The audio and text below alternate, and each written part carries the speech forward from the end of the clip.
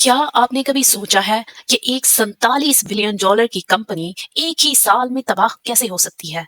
क्या एक करिश्माती लीडर वाकई कंपनी को बुलंदियों पर ले जा सकता है या फिर ज़वाल का सबब भी बन सकता है? आज हम एक ऐसी ही कहानी पर बात करेंगे। खुशामदीद सबको टेक और बिजनेस के स्टडीज में जहां हम तज्जियाती कहानियां पेश करते हैं। आज हम वही वक्त की हैरत अंगेज अरूज और जवाल पर बात करेंगे। जी हाँ, तो चलिए शुरुआत करते हैं। 2010 में एडम न्यूमन और मिकल मैक्लेवी ने वी वर्क की बुनियाद रखी, जिसका मकसद जदीद और लचकदार को वर्किंग स्पेस फ्राहम करना था।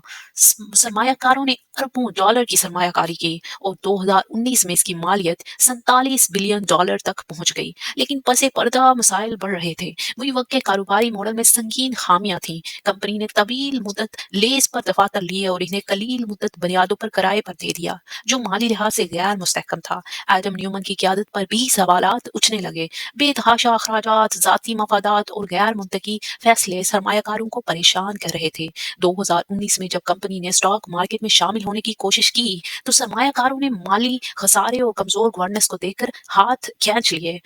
नतीजा ये निकला कि ये कारोबार मनसूख हुआ, न्यूमन को ओहदे से हटाया गया और कंपनी की मालियत तेजी से गिर गई। वही वर्क आज भी मौजूद है, लेकिन अपनी साबका हैसियत खो चुका है।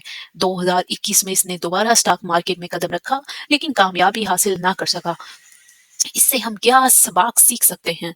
मुनाफा के बगैर तरक्की खतरनाक हो सकती है। मजबूत और दयानतदार की आदत बहुत जरूरी है। सरमायाकार सिर्फ हाइप पर नहीं बल्कि हकीकी माली बुनियादों पर यकीन रखते हैं। वही वक्त की कहानी एक सबक है कि सिर्फ बड़े ख्वाब काफी नहीं होते, बल्कि मजबूत कारोबारी मॉडल और शफाफियत भी जरूरी है। ये था आज का केस स्टडी। अगर आपको पसंद आया हो तो लाइक करें, सब्सक्राइब करें और अपनी राय कमेंट्स में जरूर दें। अल्लाह हाफिज।